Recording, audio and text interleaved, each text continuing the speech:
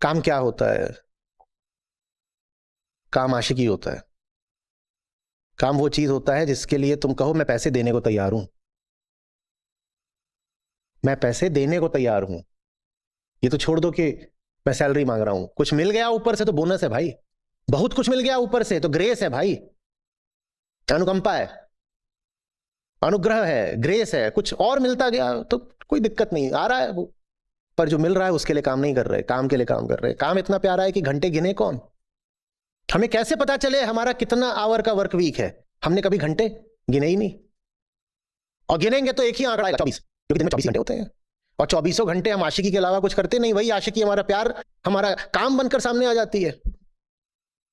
हम कैसे बताएं कि मेरे कितने आवर का वर्क वीक है? कैसे बताएं?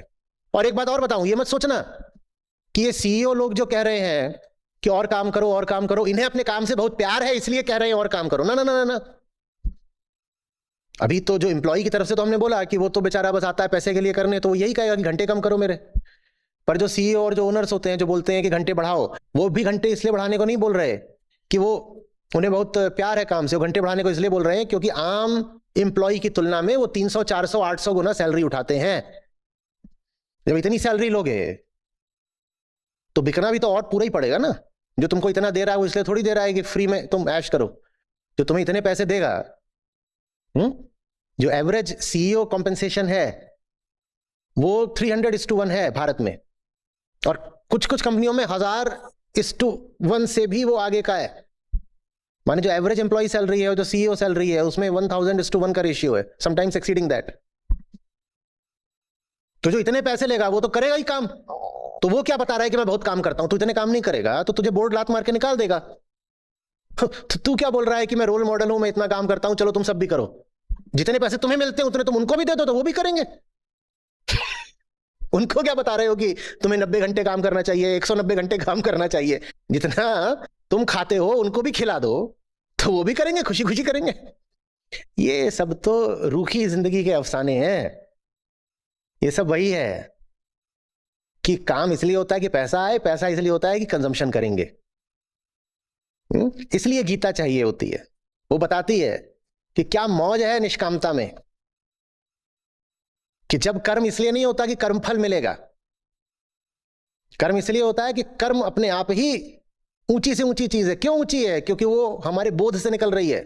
हम कुछ समझते हैं, हम कुछ जानते हैं, इसलिए हम कुछ करते हैं। तो हमारे करने में फिर एक धार है, एक बात है, एक प्यार है। हम पीछे नहीं हटने वाले। स्टार्टअप्स इतनी फेल होती हैं, हम जानते ही हैं। 20 अगर स्टार्टअप्स होती हैं उसमें से 19 फेल कर जाती हैं। फेल क्यों कर जाती हैं? इसलिए कि उन्होंने मार्केट सेगमेंट सही नहीं चुना था, उनका प्रोडक्ट खराब था, फंडिंग नहीं मिली, कुछ नहीं। ज्यादातर स्टार्टअप्स फेल नहीं करती हैं, बंद करी जाती हैं। क्यों बंद करी जाती हैं? क्योंकि वो शुरू ही करी गई थी बस मुनाफा खाने के लिए। और 2-3 साल हो गए, दिखाई दे रहा है कि उतना मुनाफा तो बन ही नहीं रहा जितने की हवस थी। तो बंद करो इस कंपनी को। काम काम के लिए थोड़ी करा जा रहा है, काम परिणाम के लिए करा जा रहा है। तो फिर काम से प्यार कैसे होगा? सारा प्यार तो परिणाम से है। और ये चीज बचपन से ही डाल दी जाती है दिमाग में। मम्मी बोल रही है धनिया छोटे को कि तू अगर बोर्ड टॉप करेगा तो मैं तुझे बहुत बहुत प्यार करूंगी। माने प्रेम भी तुम्हें मिलेगा एक अकम्प्लिशमेंट के तौर पर। वाह बेटा वाह। तो कहता है कि टॉप ही तो करना है ना। इसमें यह थोड़ी है कि मैंने कितनी गहराई से गणित पढ़ी, कि इतिहास पढ़ा, कि क्या पढ़ा। टॉप ही तो करना है कि किसी भी तरीके से मैं टॉप कर जाऊं तो मेरा काम हो जाए। माने रिजल्ट फोकस, प्रोसेस फोकस नहीं मामला, लव फोकस नहीं मामला, हार्ट फोकस नहीं। बस किसी भी तरीके से, आड़े तिरछे तरीके से एक रिजल्ट ले आ दो। तो रिजल्ट ही जब लाना है तो रिजल्ट जितने कम इनपुट में आ जाए उतना अच्छा भाई, अच्छा। उतना अच्छा। तो हर आदमी लगा हुआ है कि वर्क फ्रॉम होम भी कर लूंगा और मेरा 4 डे वर्क वीक भी कर दो और 30 घंटे कुल काम करूंगा। और मैं उनसे सहमत हूं। मैं तो कह ही नहीं रहा कि इनके घंटे बढ़ाओ, मैं कह रहा हूं इनके घंटे और कम कर दो। बेचारों की बड़ी दुर्दशा है, इन पे दया करो। इससे बड़ी सजा इनको क्या मिलेगी कि ऐसा काम कर रहे हैं जिसको ये चाहते नहीं? ये तो इतनी बड़ी सजा है। अब इनको काम पे बुला के और सजा काहे को दे रहे हो? जिस आदमी को जिंदगी में एक मकसद मिल गया हो, पर्पस, उससे जाके पूछना, तुम पाओगे कि उसकी कलाई में घड़ी तक नहीं बंधी हुई है। क्या दिन क्या रात, क्या गुरुवार, क्या शनिवार, क्या इतवार, क्या ये महीना, क्या वो महीना, क्या गर्मी, क्या बरसात, वो तो डूबा हुआ है अपनी मौज में। गलती उस एम्प्लॉय की नहीं है, गलती उस व्यवस्था की है जो दिल पर नहीं आंकड़ों पर चलती है। तुम छोटे थे, तुमको कहा गया कि नंबर ले आ दो, नंबर एक आंकड़ा है।